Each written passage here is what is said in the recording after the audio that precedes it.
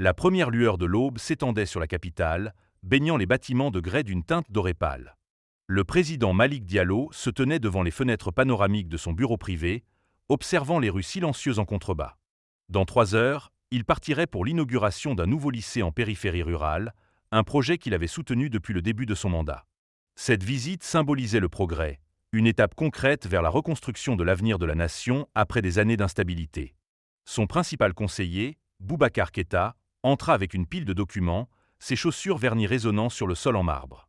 Keïta accompagnait Diallo depuis les débuts de sa carrière politique, un homme dont l'esprit vif et le calme avaient gagné la confiance du président. Il suggéra un itinéraire alternatif pour le cortège présidentiel, une route étroite et peu fréquentée traversant la vallée orientale. Cela permettrait de gagner près de 40 minutes, évitant les autoroutes principales congestionnées où des manifestants, voire pire, pourraient les attendre. Le commandant Issa, chef de la sécurité présidentielle, fronça les sourcils en entendant cette proposition. Ses instincts, affinés par 2 décennies dans les forces spéciales, s'opposaient à cette idée. Cette route était isolée, mal entretenue et éloignée des unités de renfort. Mais Diallo, toujours pragmatique, pesa les risques. La cérémonie scolaire était programmée, et des retards décevraient les enfants qui s'étaient préparés pour son arrivée. Après une brève délibération, il approuva le changement. À 6h15, le cortège était prêt dans la cour du palais. 5 véhicules blindés, leur peinture vert foncé brillant sous le soleil levant. La voiture personnelle de Diallo, un SUV modifié avec un blindage résistant aux explosions, se trouvait au centre. Une équipe de 12 gardes d'élite prit position, armes vérifiées, radios grésillant alors qu'ils confirmaient leurs itinéraires. Personne ne remarqua l'éclat d'inquiétude dans les yeux de Keïta alors qu'il montait dans la deuxième voiture. Le convoi démarra peu après 6h30, serpentant à travers la ville qui s'éveillait. Les commerçants s'arrêtèrent pour observer le cortège, les enfants saluèrent depuis les portes, et le bourdonnement habituel du matin s'estompa derrière eux alors qu'ils atteignaient la périphérie. Les routes pavées cédèrent la place à la terre battue, les bâtiments se raréfiant en fermes dispersées et broussailles. Puis, alors que la Jeep de tête prenait un virage serré, le conducteur freina brusquement. Une chèvre se tenait au milieu de la route. Ni en train de paître, ni en train d'errer.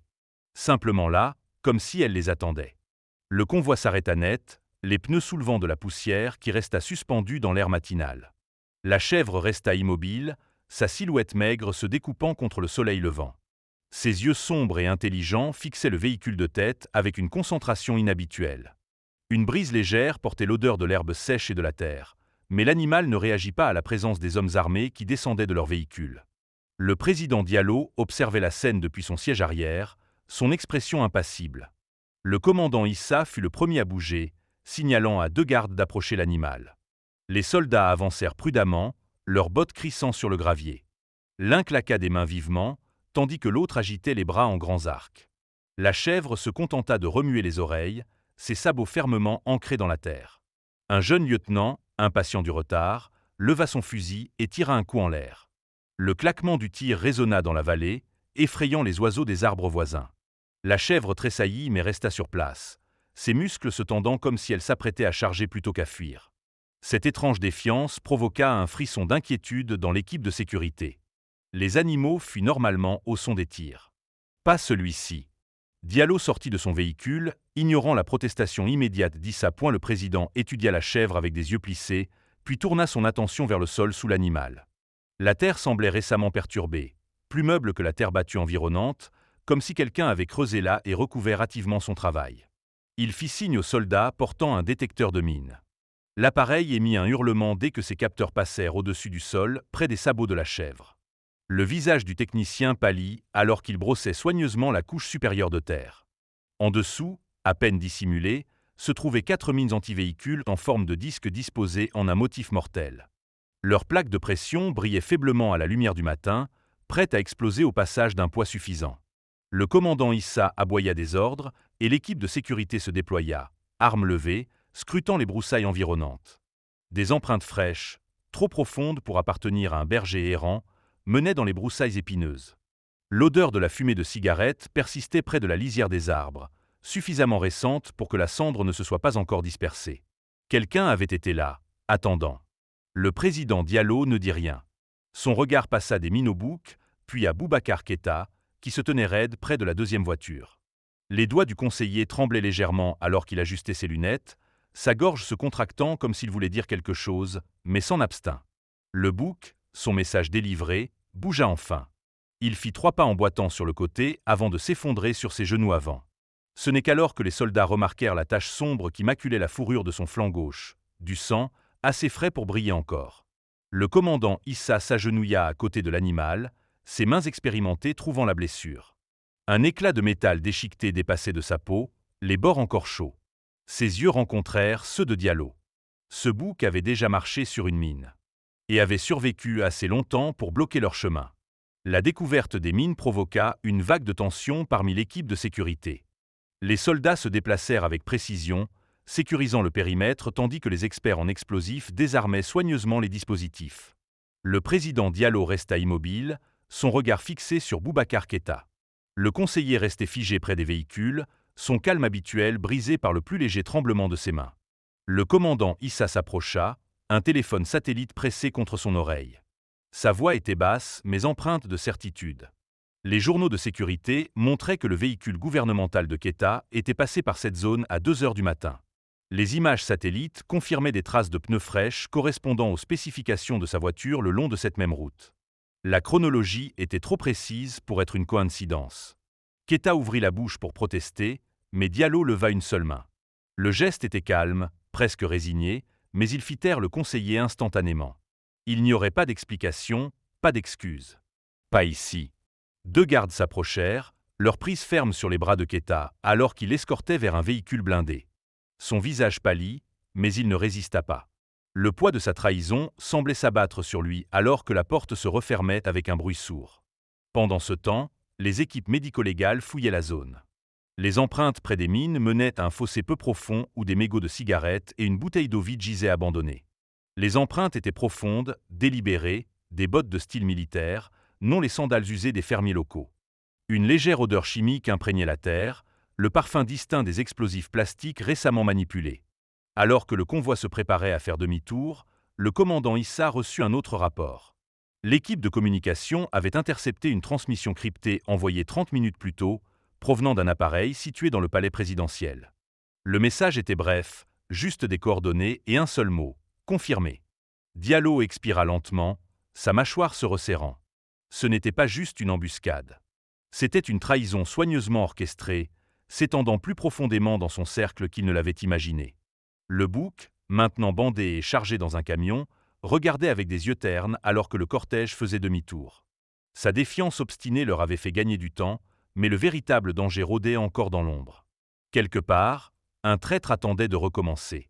Le bunker souterrain sous le palais présidentiel bourdonnait d'une lumière blanche stérile. Les murs de béton n'y absorbaient tous les sons, sauf le goutte-à-goutte rythmique d'un tuyau qui fuyait quelque part dans le système de ventilation. Boubacar Keïta était assis, menotté à une chaise en métal boulonnée au sol, son costume sur mesure maintenant froissé et humide de sueur. Une seule lampe suspendue projetait des ombres nettes sur son visage, accentuant les cernes sous ses yeux. Le commandant Issa faisait le tour de la pièce à pas silencieux, s'arrêtant de temps à autre pour examiner le dossier étalé sur la table d'interrogatoire. Des images satellites montraient le véhicule de Keïta garé près du site de l'embuscade à 2h17 du matin. Les relevés bancaires révélaient 3 dépôts intraçables effectués sur un compte offshore au cours du mois précédent. La preuve la plus accablante se trouvait au centre.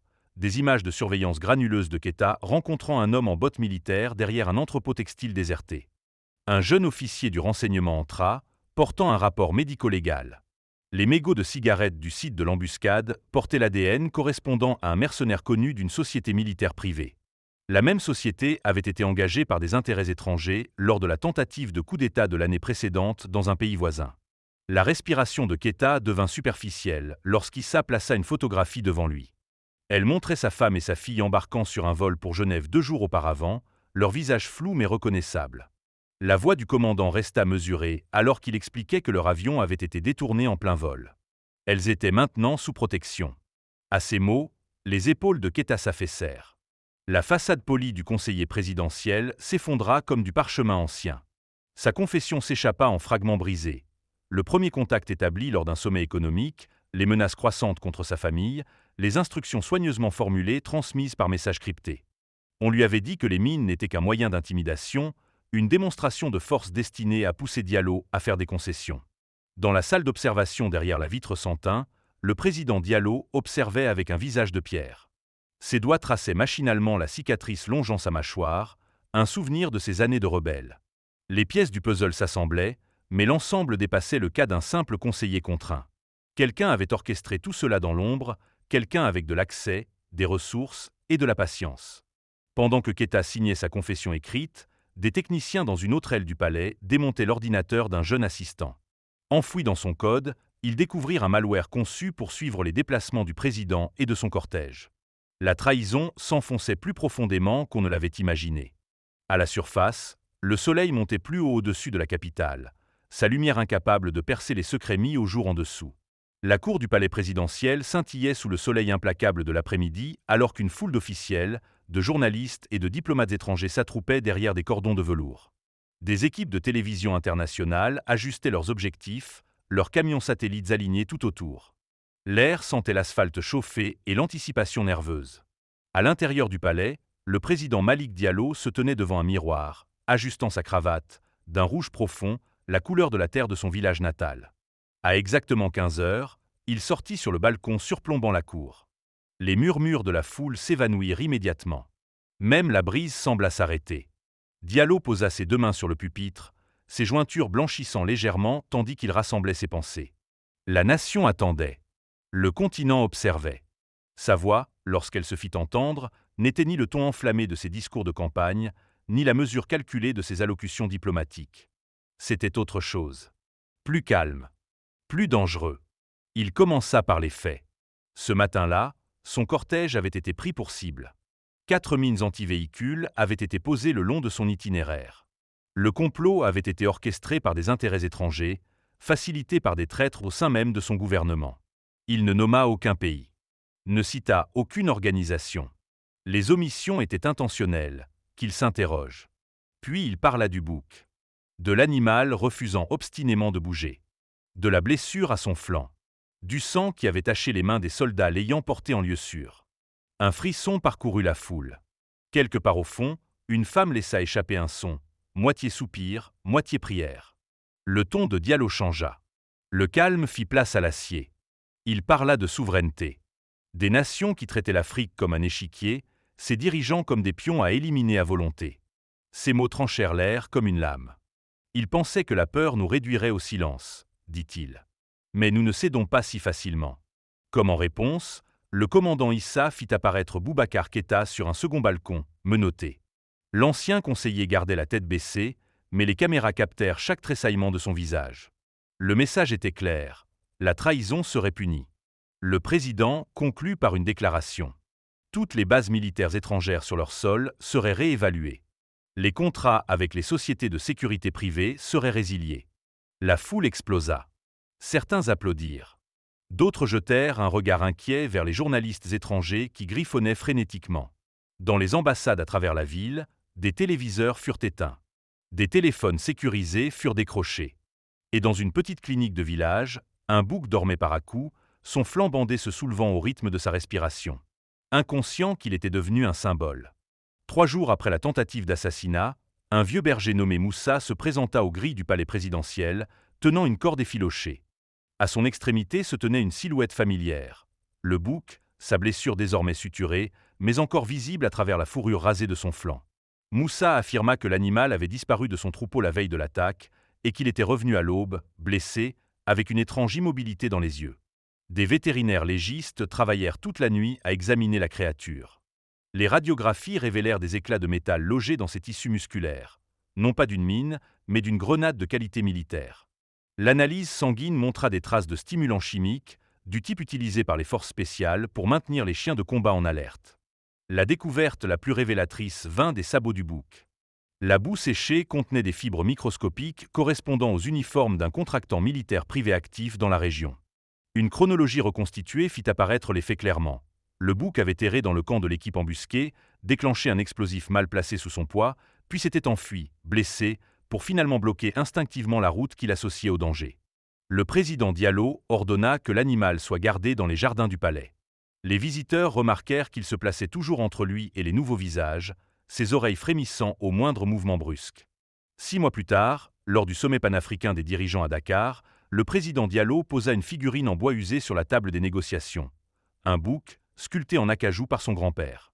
Les autres chefs d'État se turent instantanément. À travers le continent, l'histoire avait pris racine. À Lagos, des artistes de rue peignirent des fresques de l'animal intrépide. À Nairobi, des écoliers composèrent des poèmes en son honneur. L'image du bouc apparut sur des pancartes de protestation de Khartoum à Kinshasa, un reproche silencieux à l'ingérence étrangère. Diallo, lui, ne gardait aucune photo de l'événement dans son bureau. Juste une simple plaque en bronze posée sur son bureau, gravée de mots qui se propagèrent comme une traînée de poudre dans les réseaux de renseignement africains. Méfiez-vous des nations qui sous-estiment à la fois la loyauté de nos animaux et la mémoire de notre peuple.